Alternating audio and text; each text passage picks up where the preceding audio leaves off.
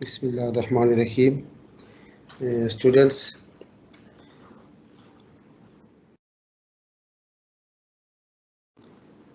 آج ہمارا جو ٹاپک ہے وہ ہے تاریخ فقہ کا تعارف. تاریخ فقہ، اصول فقہ اور متن فقہ کے درمیان جو فرق ہے ہم نے اس کو واضح کرنا ہے. تو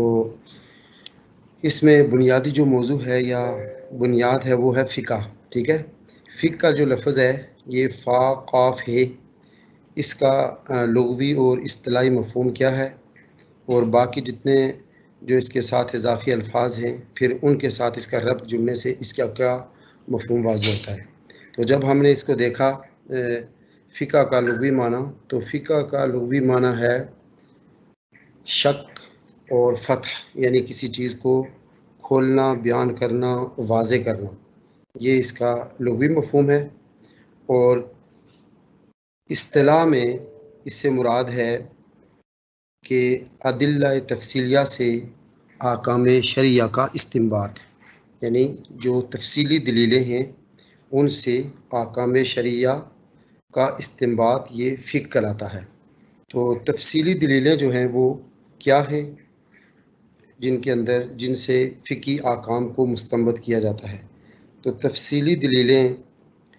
قرآن ہے، حدیث ہے، اجماع امت ہے اور قیاس ہے.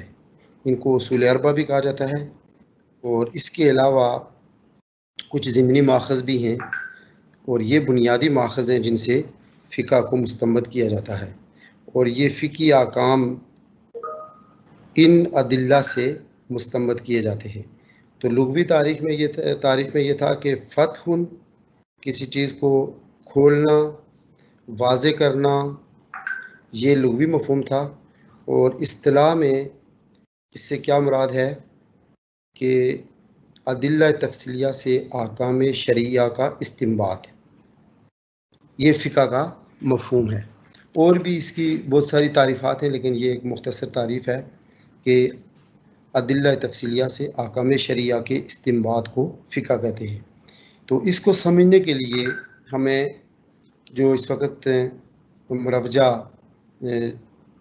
مثالیں ہم ان سے سمجھیں گے تاکہ اس کی حقیقت ہمیں معلوم ہو سکے. ہمارے سامنے جب ہم کہتے ہیں کہ وضو کے 4 فرائض ہیں، تو اس کو ہم نے اس تعریف پر پرکھا تو یہ ہے فقہ یا فقہ کا ایک مسئلہ. اس مسئلے کو ہم نے کہاں سے مستنبط کیا؟ تو پھر جب ہم اس کی گہرائی میں گئے تو ہم نے دیکھا کہ یہ مسئلہ ہم نے مستنبط کیا ہے قرآن پاک سے، کہ قرآن پاک میں آیا یا ایھا الذین آمنوا اذا قمتم الی الصلاۃ فاغسلوا وجوہکم وایدیکم الی المرافق وامسحوا برؤوسکم وارجلکم الی الکعبین. اے ایمان والو، جب آپ نماز کے لیے کھڑے ہوں یا نماز کا ارادہ کرو تو سب سے پہلے اپنے چہروں کو دھو لیا کرو.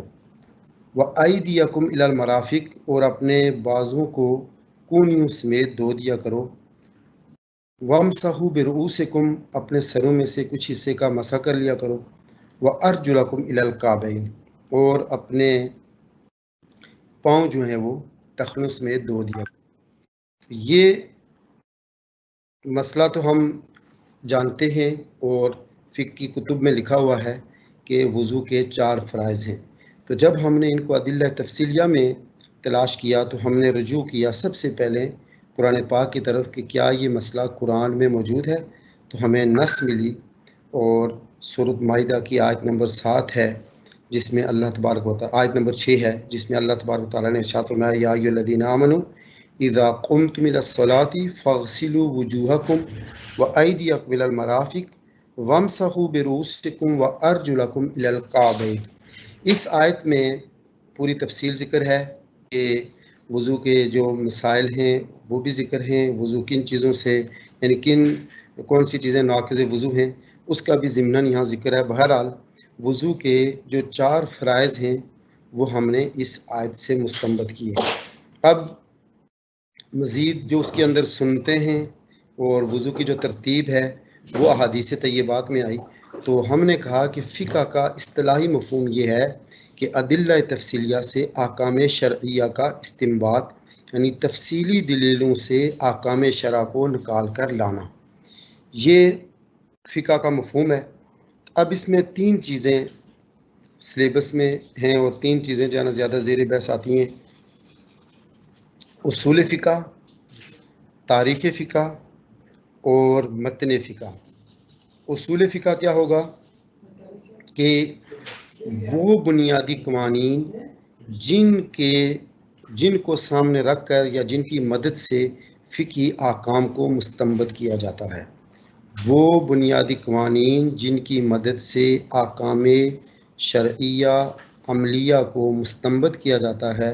وہ قوانین اصول فقہ کہلاتے ہیں۔ فقہ کے بنیادی قوانین یعنی جن کے ذریعے سے ہم فقہی احکام کو مستنبط کرتے ہیں۔ اس کے لیے بہت ساری کتب ہیں اور تمام فقہا کا اپنا اپنا منہج ہے، اپنا اپنا اسلوب ہے، جس کو بنیاد بنا کر انہوں نے احکام کو مستنبط کیا ہے۔ اور اس کے بعد آتا ہے تاریخ فقہ۔ تاریخ فقہ کا مطلب یہ ہے کہ فقہ کو مختلف ادوار میں فقہ کی کیا حیثیت تھی، قرون اول سے لے کر قرن در قرن، یعنی صدی در صدی اور زمانہ در زمانہ فقہ تدریجی طور پہ کیسے فقہ کا علم آگے بڑھتا رہا۔ سب سے پہلے جب ہم جاتے ہیں ابتداء اسلام میں،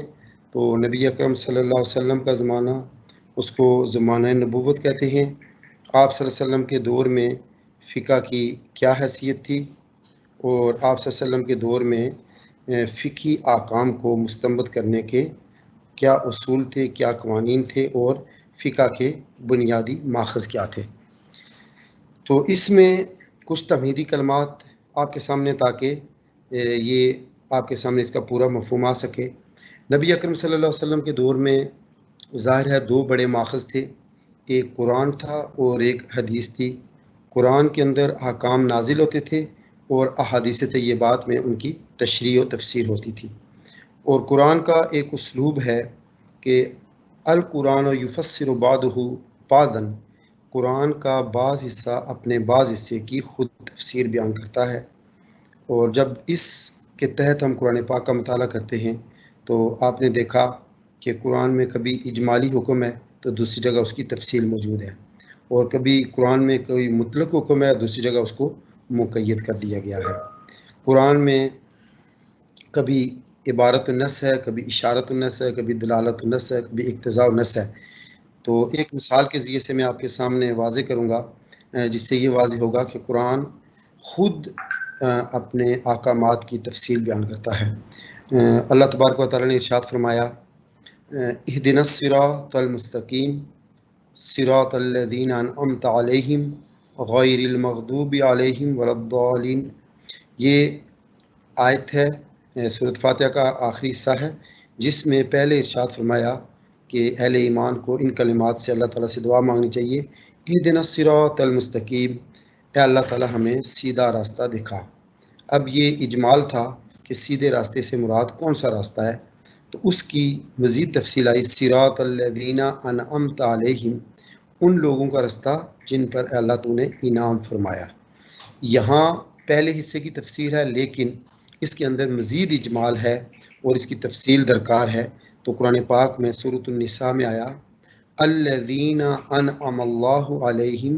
من النبیین والصدیقین والشہداء والصالحین وحسن اولئک رفیقا۔ جن لوگوں پر اللہ پاک نے انعام فرمایا وہ انعام یافتہ لوگ کون ہیں؟ نبیین انعام یافتہ ہیں، صدیقین انعام یافتہ ہیں،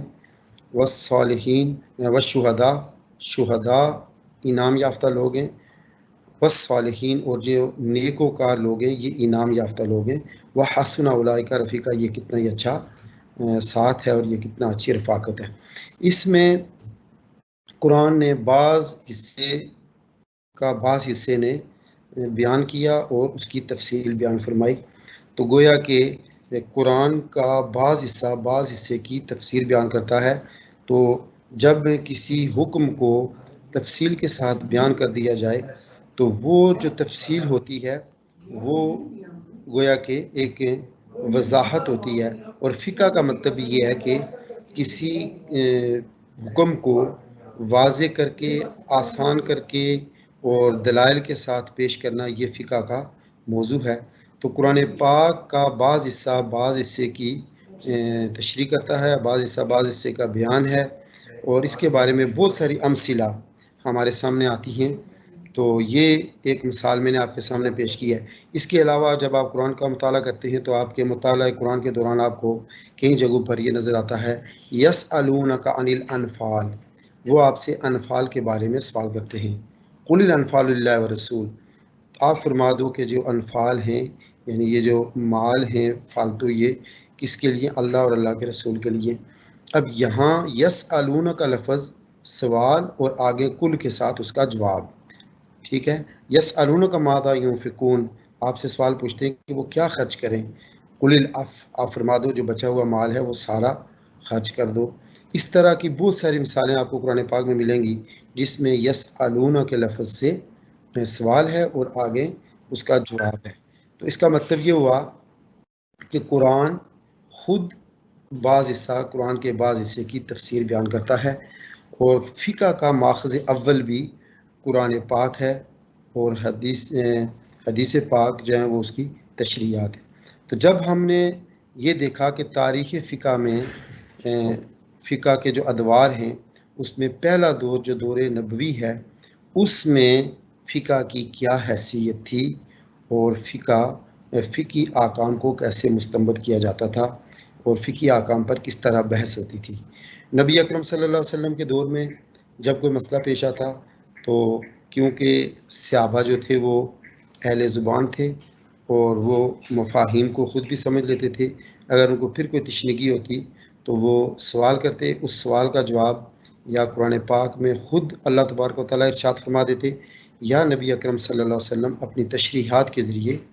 اس کی وضاحت فرما دیتے۔ تو یہ فقہ کے پہلے دور میں جو بنیادی ماخذ تھا وہ قرآن اور حدیث تھے، اور ساتھ ساتھ اجتہاد بھی شامل تھا کہ صحابہ بھی اجتہاد سے کام لیتے تھے، اور نبی اکرم صلی اللہ علیہ وسلم بھی اپنے فرامین کے ذریعے سے اجتہاد کی طرف اشارات بھی ارشاد فرماتے تھے، اور آپ صلی اللہ علیہ وسلم خود بھی قرآن سے آیات کی روشنی میں اجتہادی مسائل ارشاد فرماتے تھے۔ اور اس کے بارے میں ایک حضرت معاذ بن جبل رضی اللہ تعالیٰ عنہ کا مشہور واقعہ ہے کہ آپ کو نبی پاک صلی اللہ علیہ وسلم نے جب یمن کا والی بنایا تو آپ صلی اللہ علیہ وسلم نے ارشاد فرمایا، بما تقضی یا معاذ، اے معاذ آپ کے سامنے جب کوئی قضیہ پیش آئے، کوئی مسئلہ پیش آئے تو آپ اس کا فیصلہ کیسے صادر کرو گے؟ قال بکتاب اللہ، آپ نے عرض کی کہ یا رسول اللہ صلی اللہ علیہ وسلم میں کتاب اللہ کی روشنی میں اس کا وہ مسئلہ حل کروں گا۔ قال فإن لم تجد، نبی پاک نے ارشاد فرمایا کہ اگر آپ کو کتاب اللہ میں وہ مسئلہ نہ ملے، یعنی آپ اس کو کتاب اللہ سے نہ پا سکیں، قال بسنت رسول اللہ صلی اللہ علیہ وسلم، تو انہوں نے عرض کی کہ یا رسول اللہ علیہ وسلم پھر میں سنت کی طرف رجوع کروں گا اور سنت سے میں اس مسئلے کو حل کروں گا۔ قال، پھر نبی پاک نے ارشاد فرمایا فإن لم تجد، اگر آپ کو وہاں سے نہ ملے، قال اجتہد برائی، تو آپ نے کہا کہ میں اپنی رائے سے اجتہاد کروں گا۔ تو جب یہ آپ نے کلمات ارشاد فرمائے تو نبی پاک صلی اللہ علیہ وسلم نے ارشاد فرمایا، الحمدللہ الذی وفق رسول اللہ لما یحب و یرضی، تمام تعریفیں صلی اللہ تعالیٰ کے لیے جس نے اپنے رسول کے قاصد کو وہ توفیق بخشی جس پر اللہ بھی راضی اور اللہ کا رسول بھی راضی ہے، یعنی آپ نے ستائشی کلمات عطا فرمائے کہ یہ جو طریقہ کار ہے آپ کا یہ پسندیدہ ہے۔ اس حدیث میں آپ سے یہ کتنی باتیں آئی؟ کتاب اللہ کی طرف رجوع، کتاب اللہ میں مسئلہ نہ ملے تو سنت رسول صلی اللہ علیہ وسلم کی طرف رجوع، اور اگر سنت رسول صلی اللہ علیہ وسلم میں وہ مسئلہ نہ مل سکے تو پھر اجتہاد اور رائے سے اس مسئلے کا حل۔ اور یہ بعد میں آئے گا کہ اجتہاد اور رائے جو ایسی ہو جو قرآن کی صریح کسی نص کے مقابلے میں نہ آ رہی ہو، بلکہ جہاں یہ دلیلیں یا یہ ادلہ خاموش ہوں وہاں کسی نظیر کو دیکھ کے اس کی مثل ان کے درمیان مشترکہ علت کی وجہ سے اس مسئلے کو نکالا جائے گا، اور پہلے جو اس کی نظیر موجود ہونی چاہیے۔ تو یہ جو صورتحال ہے، اس میں آپ نے دیکھا کہ نبی اکرم صلی اللہ علیہ وسلم کا جو دور تھا اس میں بھی فقہ کی بنیادیں پائی جاتی تھی، اور جو آج یہ بیان کیا جاتا ہے کہ سب سے پہلے کتاب اللہ کی طرف رجوع کیا جائے گا، پھر سنت رسول صلی اللہ علیہ وسلم کی طرف رجوع کیا جائے گا، اور پھر اجماع امت کی طرف رجوع کیا جائے گا۔ اجماع امت کے حوالے سے سورۃ النساء میں ذکر ہے کہ اجماع جو ہے وہ بھی مقبول ہے، اور اللہ تبارک و تعالیٰ نے اجماع امت کو بھی پسند فرمایا ہے۔ فرمایا وَمَن يُشَاقِقِ الرَّسُولَ مِن بَعْدِ مَا تَبَيَّنَ لَهُ الْهُدَىٰ وَيَتَّبِعْ غَيْرَ سَبِيلِ الْمُؤْمِنِينَ نُوَلِّهِ مَا تَوَلَّىٰ وَنُصْلِهِ جَهَنَّمَ وَسَاءَتْ مَصِيرًا۔ جو آدمی رسول اللہ صلی اللہ علیہ وسلم کو تکلیف پہنچائے اور مومنین کے رستے کو چھوڑ کے کسی اور رستے کی پیروی کرے، نولی ما تولی، ہم اس کو اسی جانب پھیرتے جائیں گے جدھر وہ اپنا رخ کرتا جائے گا، ونصلیہ جہنم وساءت مصیرا، اور ہم اس کو جہنم میں ڈالیں گے، اور یہ بہت برا ٹھکانہ ہے۔ اس میں اجماع امت سے ہٹنے کے اوپر وعید آئی ہے، اور اللہ تبارک و تعالیٰ نے ناراضگی کا اظہار کیا ہے۔ اور دوسری آیت جس میں فرمایا وَأَمْرُهُمْ شُورَىٰ بَيْنَهُمْ، ان مومنین کے معاملات باہمی مشورے سے ترتیب پاتے ہیں، اور یہ آپس میں شورا قائم کرتے ہیں۔ شورائیت جو ہے یہ بھی اجماع کی ایک صورت ہے، اور اس میں اہل علم اور اہل دانش اور مستنبطین کسی مسئلے کے اوپر وہ وضاحت کرتے ہیں، اور اس مسئلے کو قرآن و حدیث کی روشنی میں، جس طرح صحابہ کا اجماع، پھر مابعد کے ادوار کا اجماع، یہ سارا کا سارا اجماع امت ہے۔ اور اس لیے چار جو بنیادی ماخذ ہیں، باقی ان کے ضمنی ماخذ ہیں، ہم ان پر بھی بحث کریں گے۔ تو اس وقت یہ چیز ہے کہ فقہ کی تاریخ میں جو ادوار آئے ان میں پہلا دور نبوت ہے۔ آپ صلی اللہ علیہ وسلم کے دور میں فقہ کس حیثیت سے، یہ علم فقہ کس حیثیت سے تھا، اور اس علم کا ارتقاء اور بعد میں اس کے قوانین وہ باقاعدہ مدون ہوئے۔ آپ صلی اللہ علیہ وسلم کے دور میں قوانین تو مدون نہیں تھے، لیکن اس کے اندر امثلہ موجود ہیں اور نظائر موجود ہیں کہ جس طرح کسی مسئلے کو مستنبط کیا جاتا ہے، وہی چیزیں بعد میں فقہائے امت نے ان کو قانون کی شکل دی، اور ان کو اپنے اپنے اسلوب کے تحت مدون کیا۔ اور اس سے یہ بات بھی واضح ہوتی ہے کہ فقہا کا جو منہج ہے، جو استدلال ہے، وہ حقیقت میں کوئی اختراعی پہلو نہیں ہے، یا انہوں نے قرآن و سنت سے انحراف نہیں کیا، بلکہ قرآن و سنت میں اس کی ادلہ موجود ہیں، اور قرآن کے اندر اس کی مثالیں موجود ہیں کہ قرآن نے کسی بھی مسئلے کا جو جواب ہے، جب نزول قرآن ہو رہا تھا تو جب بھی کوئی مسئلہ پیش آتا تو صحابہ جب اس کا سوال کرتے تو اللہ تبارک و تعالیٰ اس کے جواب میں آیات نازل فرما دیتے جو اس مسئلے کا جواب ہوتا، جس کا شان نزول تو وہی مسئلہ ہوتا، لیکن اس کی روشنی میں وہ خاص کسی ایک فرد کا سوال ہوتا، اس کے جواب میں وہ آتا، لیکن وہ عمومیت میں تا قیامت اس نوعیت کے تمام مسائل کا وہ جواب ہے۔ اور اس طرح یہ صورتحال ہے۔ اس میں چند تمہیدی کلمات میں آپ کے سامنے یہ پیش کرتا ہوں، جس سے آپ کو فقہ کی ترتیب اور اس کا پس منظر اور یہ ساری چیزیں آپ کے سامنے آ جائیں۔ اللہ تعالیٰ کی آخری کتاب قرآن مجید ہے، اور اس کے آخری رسول کی سنت نہ صرف مسلمانوں کے لیے بلکہ پوری انسانی دنیا کے لیے سب سے بہترین ہدایت نامہ ہے، سب سے عمدہ نظام کتاب، نظام زندگی، اور سب سے عادلانہ قانون ہے۔ یہ دونوں ہر قسم کے ظلم کو ختم کرنے، عدل و انصاف کو ہر قیمت پر نافذ کرنے، اور تمام انسانوں کو ایک آدم کی اولاد بتا کر سب کے ساتھ برابری اور مساوات کا معاملہ کرتے ہیں۔ قرآن و سنت کے عملی احکام کا نام فقہ اسلامی ہے۔ کچھ احکام قرآن و سنت کے متعین کردہ ہیں، اور کچھ احکام قرآن و سنت کے اصولوں سے مستنبط کیے جاتے ہیں۔ ان دونوں قسم کے احکام سے مل کر فقہ اسلامی عملی قانون بن کر سامنے آتی ہے۔ اس لحاظ سے فقہ اسلامی ہی دراصل انسانی زندگی سے ہر قدم پر اور ہر لمحہ مربوط رہتی ہے، اور یہی قرآن و سنت کی روشن تعلیمات کو نمایاں کرتی ہے۔ فقہ اسلامی ایک وسیع موضوع ہے، آغاز سے لے کر اب تک اس عظیم الشان کام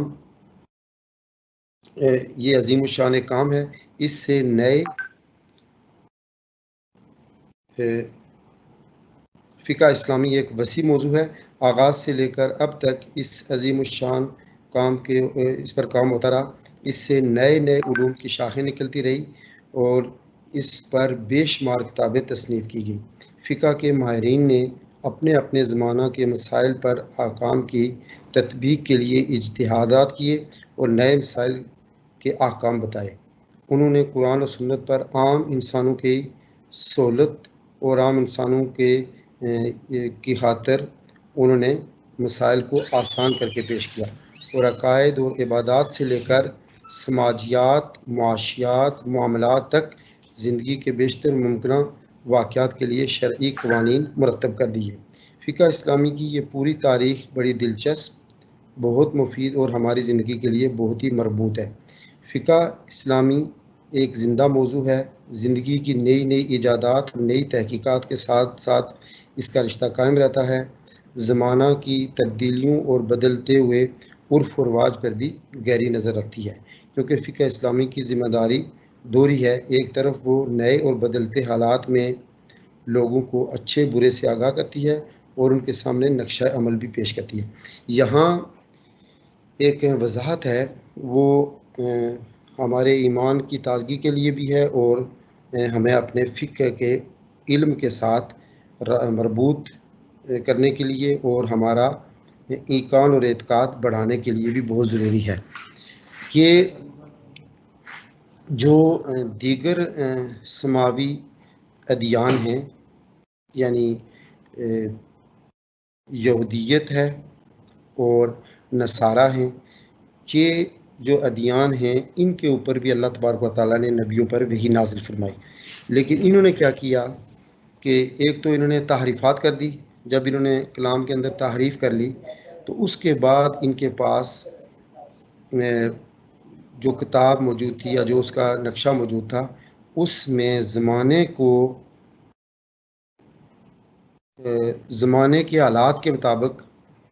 یعنی جو بدلتے ہوئے حالات تھے ان کو حل کرنے کے لیے، ان کے مسائل حل کرنے کے لیے ان کے پاس شرعی احکام موجود نہیں تھے، کیونکہ انہوں نے اپنے کلام کے اندر تحریف کر دی تھی۔ اور وہ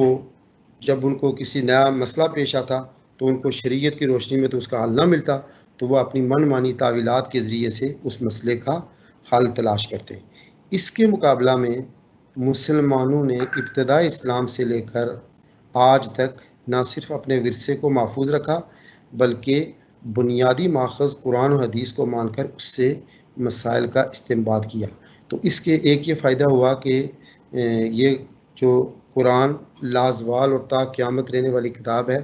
اس کے ساتھ اس سے مسلمانوں نے نہ صرف مسائل کا استنباط کیا بلکہ مسلمانوں کا ربط بھی اپنے ورثہ کے ساتھ جڑا رہا، جو ہر صدی میں جب بھی مسلمانوں کو کوئی مسئلہ پیش آیا تو انہوں نے اپنے ماخذ اصلی قرآن اور حدیث کی طرف رجوع کیا۔ جب انہوں نے اس کی طرف رجوع کیا تو اس سے یہ بھی پتہ چلا کہ یہ کتاب زندہ جاوید کتاب ہے اور تا قیامت آنے والے پیش آمدہ مسائل کا اس میں حل موجود ہے، اور ساتھ ساتھ یہ بھی ہوا کہ مسلمانوں کا ربط اپنے اصل کے ساتھ جڑا رہا اور ان کا لنک جو ہے وہ کبھی بھی اس سے ٹوٹنے نہیں پایا۔ تو یہ فقہا کا ایک بہت بڑا اجتہادی اور استنباطی عمل ہے جس نے مسلمانوں کے لیے ہر دور میں جو نئے پیش آمدہ مسائل ہیں ان کا حل بھی تلاش کیا اور ان کو اپنے ورثہ کے ساتھ جڑنے کی بھی تاکید کی۔ اور اس میں یہ جو عام طور پہ کبھی یہ بات کہی جاتی ہے کہ فقہ اسلامی جو ہے یہ جب ہمارے پاس قرآن موجود ہے، حدیث موجود ہے، تو اس کے ہوتے ہوئے ہمیں فقہ کی کیا ضرورت ہے؟ تو اس کا جواب بھی یہی ہے کہ فقہ کوئی نیا اختراعی عمل نہیں ہے اور نہ ہی فقہ کا یہ دعویٰ ہے کہ وہ اپنے ذاتی اجتہاد سے کسی مسئلے کا استنباط کرتے ہیں، بلکہ ہم جب بھی فقہ کی تاریخ پڑھتے ہیں تو اس تاریخ میں یہی بات آتی ہے کہ احکام شرعیہ عملیہ کا استنباط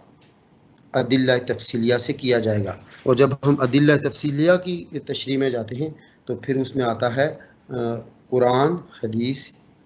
بنیادی ماخذ، اور پھر اجماع اور قیاس، یہ ماخذ جب ہمیں نظر آتے ہیں تو اس سے ہمارا یہ مزید ایمان پختہ ہوتا ہے کہ ہم کسی نئی اختراعی چیز کی طرف نہیں جا رہے، بلکہ ہم جب بھی اپنے کسی پیش آمدہ مسئلے کو تلاش کرتے ہیں تو ہمارا رجوع سب سے پہلے قرآن کی طرف ہوتا ہے، اور قرآن کے بعد اس کی تشریحات احادیث کی طرف ہوتا ہے۔ اور اس کے ضمن میں یہ بات بھی سامنے ہے کہ احادیث طیبات جو ہیں اس میں مسائل کو کھول کے اور واضح کر کے ان تشریحات کو بیان کیا جاتا ہے۔ اس کے بارے میں اللہ تبارک و تعالیٰ نے ارشاد فرمایا، انزلنا الیک الذکر، یہ سورۃ النحل کی آیت نمبر 44 ہے۔ وانزلنا الیک الذکر لتبین للناس ما نزل الیہم، ہم نے آپ کی طرف ذکر کو نازل فرمایا تاکہ آپ ان کے سامنے بیان فرمائیں کہ ان کی طرف کیا نازل کیا گیا ہے۔ یہ اہل لغت جانتے ہیں، اور جن کا بنیادی اصول پر جو بنیادی اصول پر نظر رکھتے ہیں ان کو یہ پتہ ہے کہ صحابہ بھی اہل زبان تھے اور وہ اہل لغت تھے، ان کی زبان میں قرآن نازل ہوا، لیکن اس کے باوجود اللہ تبارک و تعالیٰ ارشاد فرماتے ہیں وَأَنزَلْنَا إِلَيْكَ الذِّكْرَ لِتُبَيِّنَ لِلنَّاسِ مَا نُزِّلَ إِلَيْهِمْ، ہم نے آپ کی طرف ذکر کو نازل فرمایا تاکہ آپ لوگوں کے سامنے بیان کریں کہ ان کی طرف کیا نازل کیا گیا ہے۔ گویا کہ وہ بھی زبان جانتے تھے، ان کو بھی پتہ تھا اس حکم کا جو ہے نا مفہوم کیا ہے، لیکن اس کے اندر جو باریک بینی تھی، جو اس کے اندر جو استنباطی مسائل تھے یا جو مقصود شرع تھا، وہ نبی پاک صلی اللہ علیہ وسلم جانتے تھے، اور آپ صلی اللہ علیہ وسلم اپنی تشریحات سے اس کی وضاحت فرماتے تھے، جس کے بارے میں یہ بہت ساری جگہوں پر صحابہ نے رجوع کیا، اور آپ صلی اللہ علیہ وسلم نے واضح جو حکم قرآن کا سامنے نظر آ رہا تھا، آپ صلی اللہ علیہ وسلم نے فرمایا کہ اس میں منشا کیا ہے اور اس میں اصل میں حکمت کیا ہے یا اس کی مصلحت کیا ہے، وہ آپ صلی اللہ علیہ وسلم نے بیان فرمائی۔ مثلا روزے کی جو اختتام سحر ہے، اس کے حوالے سے اللہ تبارک نے فرمایا حتی کلوا واشربوا حتی یتبین لکم الخیط الابیض من الخیط الاسود من الفجر، آپ اس وقت تک کھاؤ پیو جب تک کہ سیاہ ڈورے سے سفید ڈورا فجر کا جدا نہ ہو جائے۔ تو یہ ایک صحابی تھے، ان کو زبان بھی سمجھ تھی، ان کو الفاظ کے معنی بھی آتے تھے، تو انہوں نے دو دھاگے لیے، ایک وائٹ کلر کا اور ایک بلیک کلر کا، اور ان کو انہوں نے رکھ دیا، تو اس وقت تک وہ سحری کھاتے، پھر جا کے ان کو دیکھتے کہ ان میں سے روشنی میں جب ایک دوسرے سے وہ واضح نہ ہو جاتے، تو یہ عمل جاری رہا۔ پھر صبح انہوں نے نبی پاک صلی اللہ علیہ وسلم سے عرض کی کہ یا رسول اللہ علیہ وسلم، آج میں نے اختتام سحر اس انداز میں کی کہ میں نے دو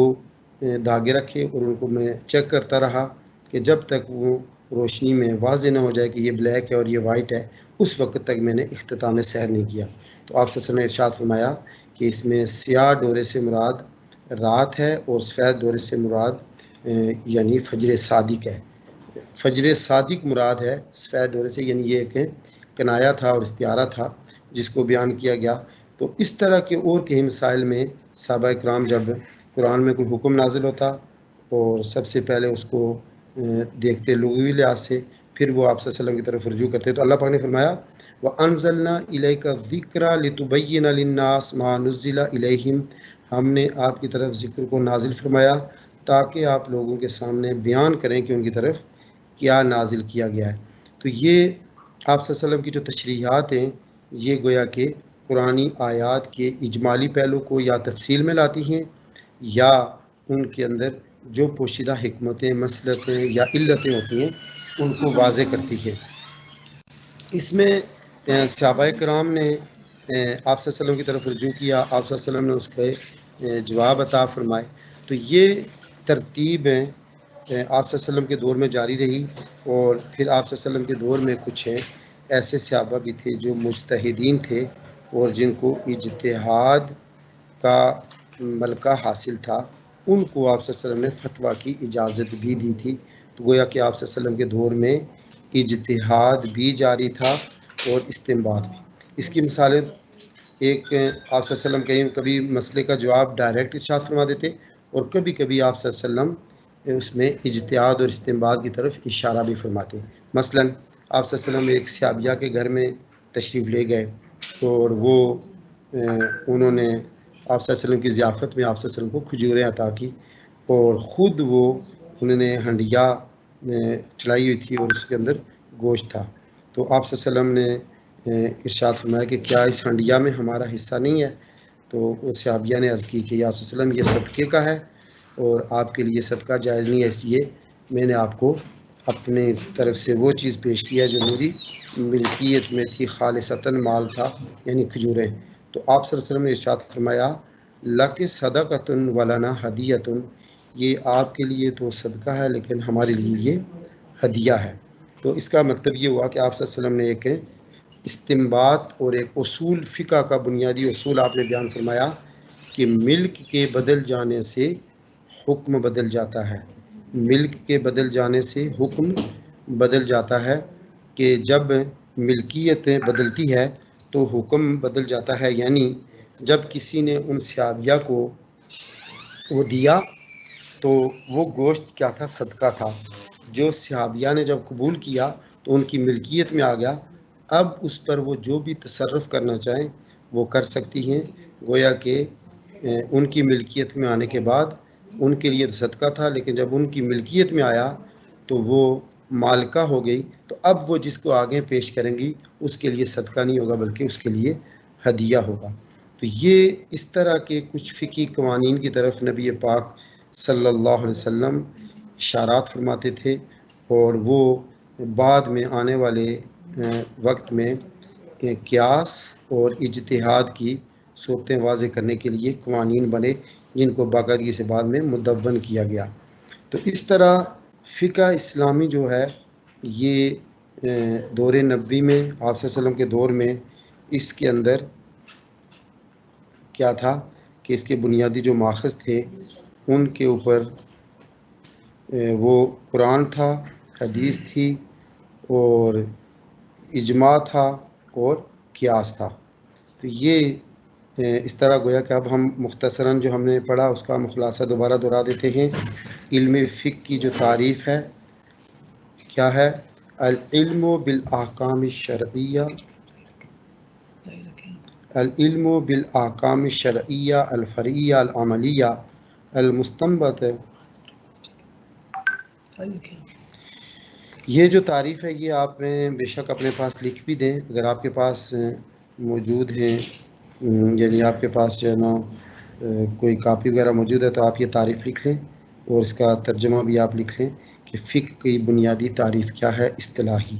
لغوی معنی فقہ کا کیا ہے؟ الشق والفتح، کسی چیز کو کھول کے بیان کرنا اور واضح کرنا اور سامنے لانا، یہ فقہ ہے۔ اور اس کی اصطلاحی تعریف ہے العلم بالاحکام الفرعیہ الشرعیہ المستنبطہ من الادلۃ التفصیلیہ، کہ ایسے احکام جو فروعی ہوتے ہیں اور شرعی احکام ہوتے ہیں جن کو ادلہ تفصیلیہ سے نکالا جاتا ہے، ان کے علم کو علم فقہ کہا جاتا ہے۔ اور یہ فقہ اور شریعت میں فرق کیا ہے؟ فقہ اور شریعت عام طور پر مترادف استعمال ہوتے ہیں، چنانچہ فقہ اسلامی بول کر اسلامی شریعت مراد لے سکتے ہیں، اور اس طرح فقہ اسلامی کے لیے شریعت اسلامی کا لفظ بھی بولا جاتا ہے، لیکن ان دونوں میں ایک اہم بنیادی فرق ہے۔ شریعت اسلامی دراصل قرآن اور سنت کے نصوص کا نام ہے۔ قرآن کی آیات اللہ تعالیٰ کی طرف سے نازل کردہ ہیں اور سنت نبی ان کی عملی تشریح و تطبیق ہے۔ یہ دونوں محفوظ ہیں اور غلطی سے محفوظ ہیں۔ پس قرآن کے نصوص اور سنت کے الفاظ اسلامی شریعت ٹھہرے، یہ دونوں مجموعے بالکل درست ہیں، سچے اور مقدس ہیں۔ قرآن اور حدیث کی متعدد جو قرآن و حدیث کے دلائل ہیں ان کی صداقت اور تقدس، یعنی قرآن کی جو تشریعات ہیں وہ حدیث میں آتی ہیں اور اس کے ذریعے سے قرآنی احکام کو واضح کر دیا جاتا ہے۔ فقہ اسلامی شریعت کے نصوص سے مستنبط کیے گئے احکام کا نام ہے، یعنی فقہ اسلامی شریعت کے نصوص سے مستنبط کیے گئے احکام کا نام ہے۔ یہ سورۃ مائدہ میں اللہ پاک نے ارشاد فرمایا وَلِكُلٍّ جَعَلْنَا مِنْكُمْ شِرْعَةً وَمِنْهَاجًا،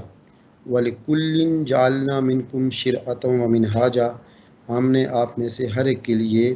ہر امت کے لیے ایک الگ طریقہ اور ایک الگ رستہ متعین کیا۔ قرآن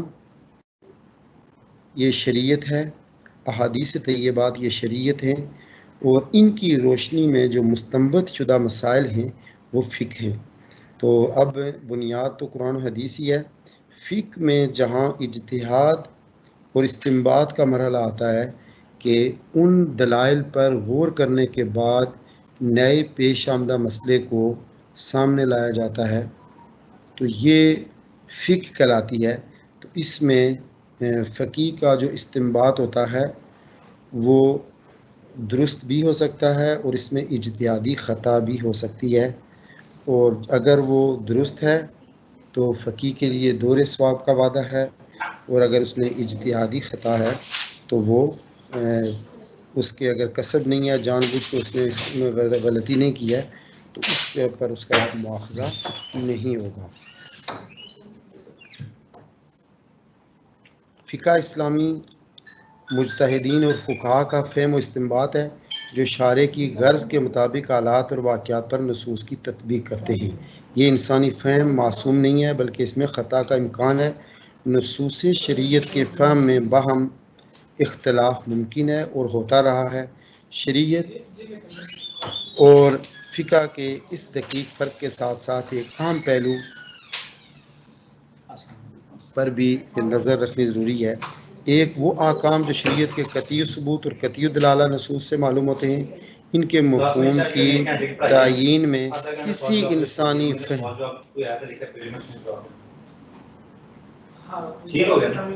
اچھا یہ جو ابھی میں نے آپ کے سامنے بیان کیا، یہ جو تعریفات میں نے آپ کے سامنے پیش کی ہیں، تو آپ کے ذہن میں اگر ان کے بارے میں کوئی سوال ہو تو تعریف سمجھنے میں یا اس کے ارتقاء کو سمجھنے میں یا کسی جہت سے، تو میں واٹس ایپ پر جانا آپ کا ویٹ کرتا ہوں۔ آپ اس کے لیے مجھے فیڈ بیک بھی دیں اور مجھے بتائیں کہ آپ کو کوئی اس کے بارے میں اگر آپ کے ذہن میں کوئی سوال ہے تو میں حاضر ہوں۔ باقی ہم آگے پڑھیں گے، لیکن اس بات تک جو میں نے لیکچر ڈیلیور کیا ہے اس کا خلاصہ میں آپ کے سامنے پھر پیش کر دیتا ہوں کہ فقہ، کیونکہ آپ کا اس فقہ کے ساتھ پہلا تعارف ہے، لہٰذا آپ کے سامنے اس کی تعریف، اور ہم نے کہا کہ تاریخ فقہ، اصول فقہ، متن فقہ۔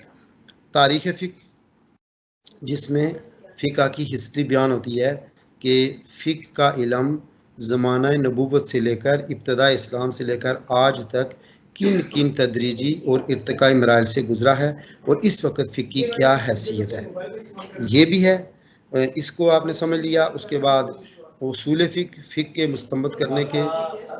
بنیادی قوانین اور اس کے